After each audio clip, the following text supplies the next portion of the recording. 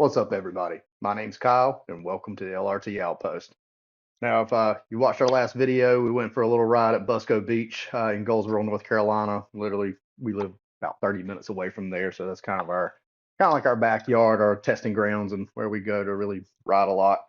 And took a couple of hard hits and got into some precarious situations, but Razor did good, although I'm still getting a lot of noise from my CVT. If you've watched any of my previous videos, I kept getting like little CVT belt chunklets. I blew my belt like running full clip on this thing, and I think a bunch of CVT shrapnel just got stuck up in my snorkel ducts, and they just kind of gradually falling out and getting trapped in there. Well, I kept hearing it, kept pulling my cover off, and nothing was coming out. So now I think I figured out what my issue is. I got the clutches pulled back off, and I definitely have some kind of axle or maybe some gear lash issues in the rear. So we're going to try to figure out what's going on in there. So let's get into it.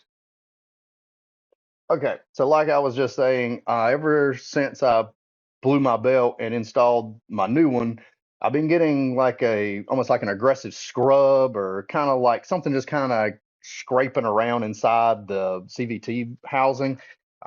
Removed my cover a couple times. I still was getting some CVT chunklets, but after a while that stopped and I was still experiencing it. And I think I know what the problem is. So I removed my clutches and everything. Let's see if I can get y'all a good shot here. There we go. You can see this right here. This is actually worn in. It's like grooved in from that belt. See, that's the duct up to the snorkel right there. Got a little bit of a rough edge right there, and it's literally grooved out like a little channel. It's almost like maybe like a 1/16 of an inch, something like that. There we go. It's a little better. Like that's not there. So I think what's happening, because it didn't happen all the time, it would usually just happen situationally. Usually, if I was real hard on the throttle, let off, and you kind of got that slack, because these don't have engine braking. This particular early model 2015 S's, they didn't have the engine braking secondary clutch. So once the wheel speed kind of matches the transmission speed, once it passes that threshold, it just goes into like a free spin. Like it's like a roller coaster. It just loses everything. If you're going downhill, it'll just bolt downhill because it's just like a free roll. So I'm thinking when that happens, the belt can actually get a little slack and kind of like rubber band and like kind of slap the top of the belt box. And from my understanding, that's like a belt like over travel issue potentially. So the only thing I did different when I blew my belt, I wanted to try to get a little bit better belt grip. I am oversized on my tires. I'm pushing the limit. I've gone overboard with it a little bit. I'm running 31s. They really measure closer to a 30. They are a lighter tire, so that helps. But with a clutch kit and everything, factory 27s, I really should only be around like a 29. So I am a little bit overstepping the bounds of that recommended tire size for just like a clutch kit. I really need a gear reduction.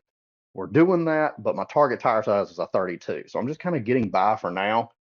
But I do want to set up my belt, my clutch as good as I can with what I got. So I wanted a thicker belt, better belt grip. Hopefully that would limit like slip. So I went with Hunterworks belt, but for their XP model. And the XP model, I think, is just a little bit thicker. So I had a spare Dayco factory 900 belt, and I actually put a micrometer on it, and it is actually thicker like this way. So it should be a little bit more surface area on the sheaths of the clutches. So that should be correct, but all the other measurements were real close. So I don't really think it's a belt issue. The only other thing I did was I put their standard Hunterworks white washer. So I think I may have got my information incorrect. I highly recommend Hunterworks. At least their YouTube. Todd is a super awesome. He tries to help when he can. He answers questions. I email back and forth with him. He answers some of my clutching questions and stuff, trying to understand this. And his information is very, very valuable. So I at least recommend. I'll put a little tag to them in the description. They have a nice YouTube page, no affiliation whatsoever, just really good information out there. And I think I got it mixed up. They have a thick belt that they recommend doing a washer with, not I just went with like a regular XP belt, which is just a touch thicker than the factory 900 belt, but not like their quote unquote thick belt. So I also ran their standard white washer because that's supposed to help with belt over travel issues. So in my head, I was thinking preventative maintenance, but went back and looked at some of Todd's videos, and apparently the 900s don't really have a lot of CVT belt over travel problems to begin with. So there's a little bit more it's a little bit more of a problem for other models, but the 900Ss and the trails, they seem to be pretty dialed in from the factory for the most part. So what I want to do is I'm going to remove that washer, and that'll give my primary more room to travel, hopefully pull it more in on the secondary, and maybe take up enough of that room so when I get that free spin, it don't slap the top of the belt box. So we're going to do that real fast, put it back together, and take it for a few rips around the outpost and see if that fixed our problem.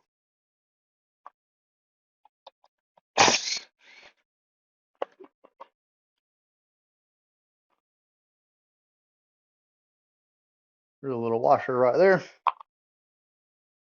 See if that makes a difference.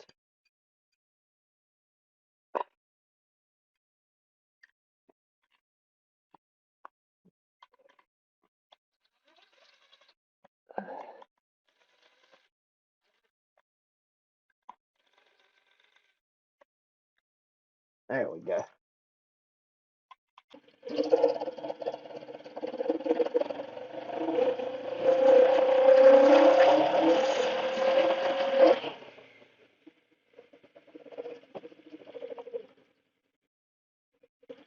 I don't know if you guys can really see that once it gets up to RPM. Come off, got kind of get that little bit of little rubber band in there. So we'll see if removing that washer helps that at all. I don't know if you could really see it that great on the video, but I was trying to show like on the decel, when the clutch is let loose, you can kind of see that belt kind of like bounces, or what I was calling like rubber band is kind of like floaty motion. You can see where it gets a little closer to the belt box. So honestly, I don't know if that's any better. So I'm really just guessing here. So it's kind of on par with what this channel's about. I'm not an expert in any way, and y'all just kind of get to watch me fumble my way and figure things out. So we're going to slap the cover back on and go give it a few rips and just see if that fixes the problem. If not, it's a couple of other things that I'm going to check as well. So I'm just kind of process of elimination here. All right, went to go to crank this up to test ride it, and wouldn't you know it, power steering light. Already checked the fuse underneath the seat. It was fine, replaced it already just to be on the safe side. The only other thing I know to do is to check the plugs. Electronic power steering is under here, it looks like, so we're going to remove this cover.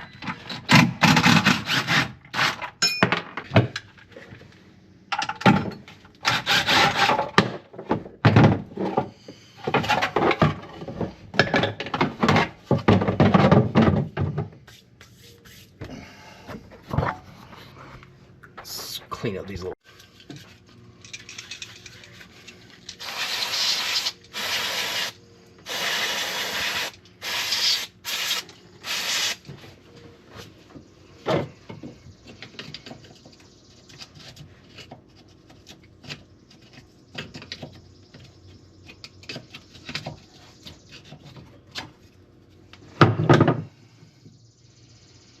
that plug looks good.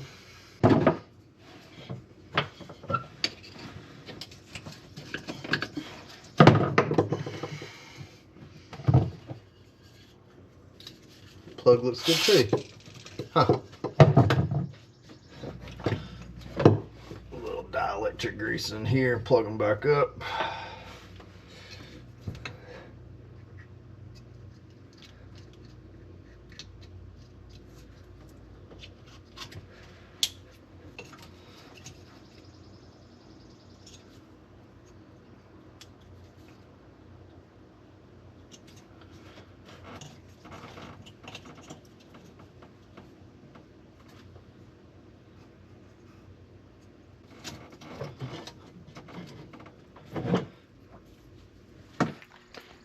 Upon further inspection, I forgot to check the actual relay for the power steering.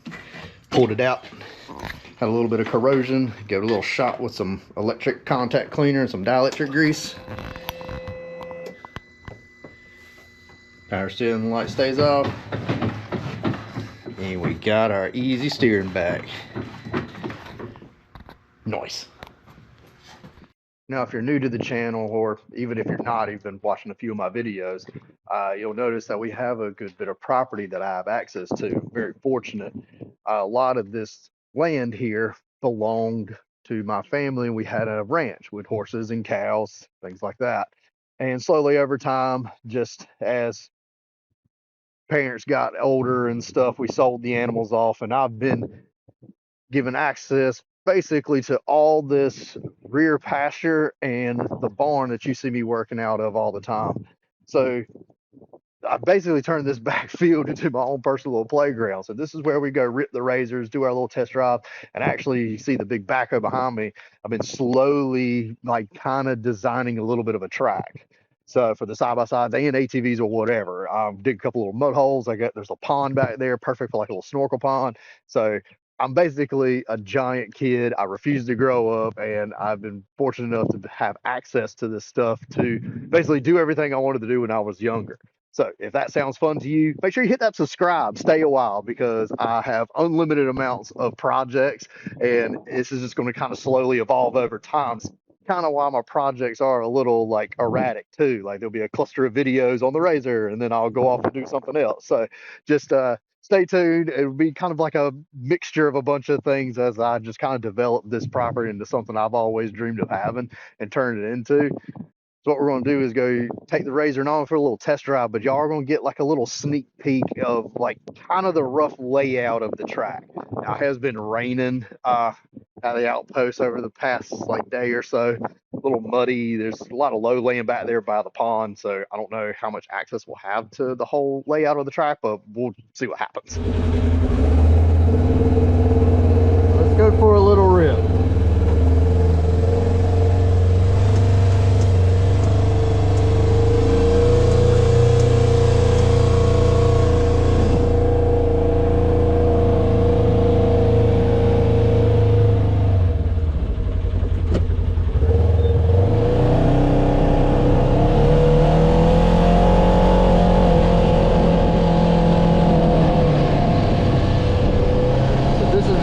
To the backfield here.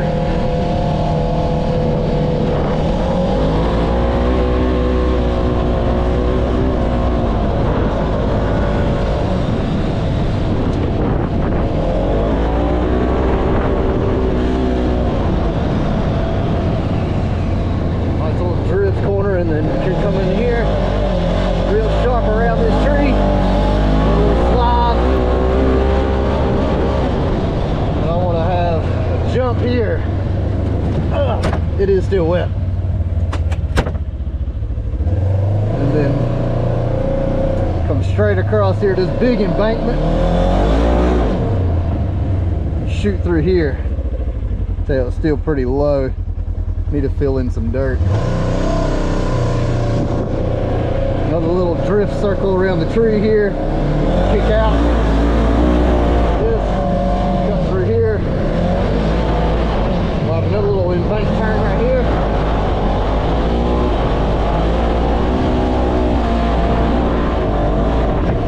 Double back through. Oh no, it's really wet. Oh yeah. I want to alternate that comes right through here. And then hit this bank turn. Come back out to the shoot range again.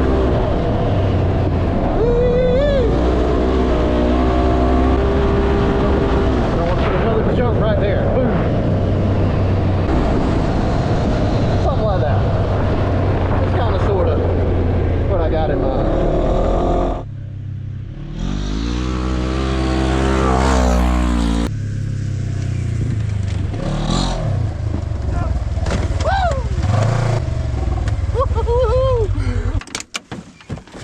We were so close to going over.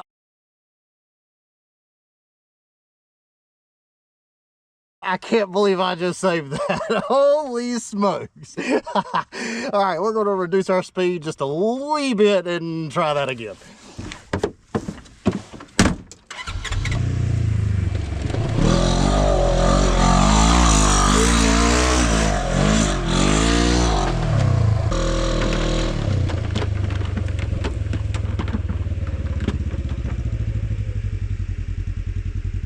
I don't know if y'all could hear it on that last little attempt to whip it around that little tree there, but I got that ratcheting kind of by bang and grinding kind of sound again, and I definitely still had little CVT chunklets. I just dug this out of here. I don't know if I can get it right to see it.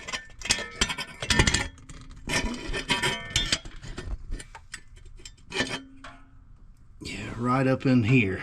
It was sitting right up in there, and I think it kept falling down, getting hit by the secondary, and just getting shot right back up in there.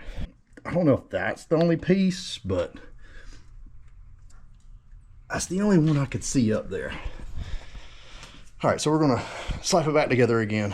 I feel like I've taken this belt cover off like 15 bajillion times, but we'll slide it back up there and we'll take it for a few more rips.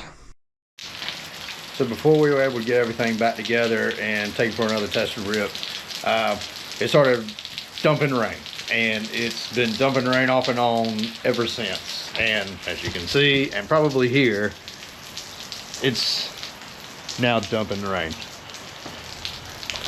So the back is probably a flooded mess right now. So while we're in the shop, I'm going to go ahead and check out a couple more things. Okay, so the other thing I wanted to check is actually the transmission alignment with the engine.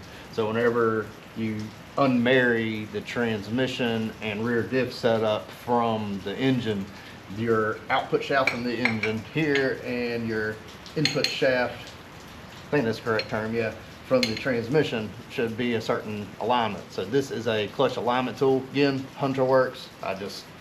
I don't know if anything's ever been done to this unit. When I got it, I'm assuming that it hasn't, because it does have fairly low mileage and hours on it for being as old as it is. But I just wanted to double check that, because that can cause some weird belt wear issues and things like that. So it has a tapered end for the output shaft on the engine side, and then you just, obviously you would unbolt all your mounting hardware for the transmission and the engine, and the bolts that actually marry the two together. So you have those kind of like started but loose when you do this.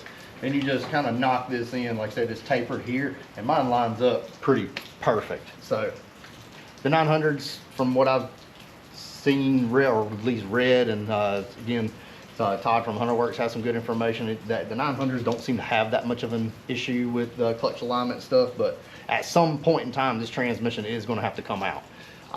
So I needed it anyways, and I just thought it was a good thing to check. So now we're going to slap everything back together, and we're going to address some other noise that I have going on back here. Normally from like a dead stop, or like if maybe you roll back, it kind of relieves some of the tension, and you go to hit the gas to roll forward. It's not coming from the CVT. It's almost like a snap or like a pop. And as you can tell, there's a lot of play going on back here. So what I think it is I got some play in these rear CV axles where they slide into the transmission. So what I'm thinking is that slack is that popping sound I'm hearing. So I got some Rhino axles from Super ATV. We're going to pull this apart, kind of try to snatch these out.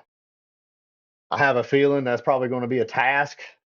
Okay, so now that everything's out of the way, you can really see like how much play there is.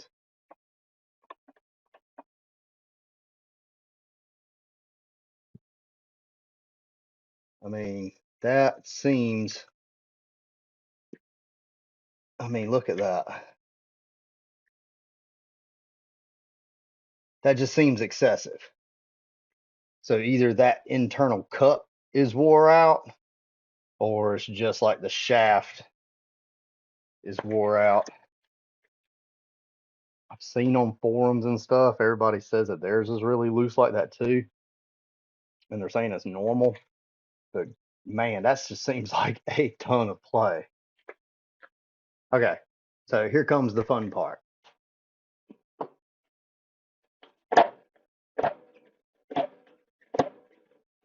Hmm.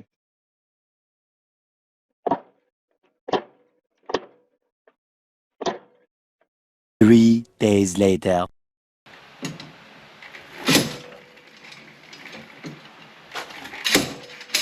There we go. All right. Now we're going to go with the Rhino brand axles from Super ATV. Hopefully that'll make up for some of that slop. Just from what I've seen online and even across multiple Razor models, there seems to be a lot of tolerance or play in the transmission, CV axles, all that stuff. It seems to be by design, but honestly, those axles, I have no idea. They could have been in here since the machine was original. I mean, this thing's got less than 2,000 miles on it, so it could very be likely that they were the original axle, so it's probably way past time for them to be changed anyways. Typically when I reinstall CV axles, this is in efforts to try to prevent that seizing effect that I had to deal with, but obviously it doesn't always work. But I just always apply a little bit of grease around this end of the axle and in the transmission where it slips in. And I just use bearing grease.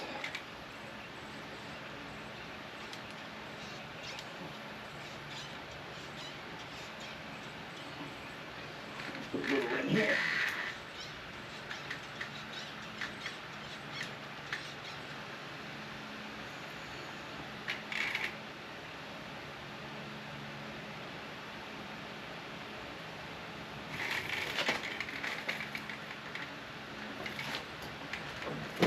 There we go. Wow. If only they would have come out that easy.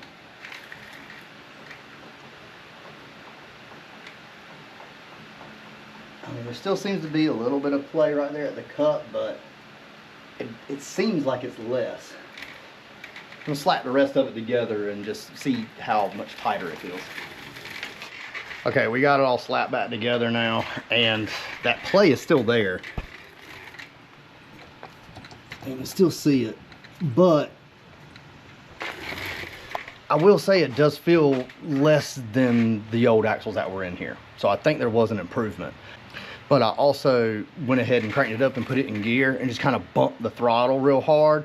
And that little metal kind of like clacking, kind of clunk noise is gone. So I feel like we've probably fixed our issue. I think what was happening is because there was that excessive play, and maybe what was happening also, those joints were obviously wore out because they popped apart so easily trying to get them out of here. I think there was so much play in there, that's the clunk I was hearing. So that's good news, and everything looks nice with this beefy Rhino axle out the back. Now all we got to do is throw the wheels back on this thing and she is ready to rip again. But that's going to do it for this video. However, I got a lot of cool stuff coming. Just like I got a little sneak peek of my track that I'm designing in the back. So if you enjoy this, do me a favor. Make sure you hit that subscribe, hit that like button. As always, I appreciate you taking the time to watch any of my videos, and I'll catch you guys in the next one.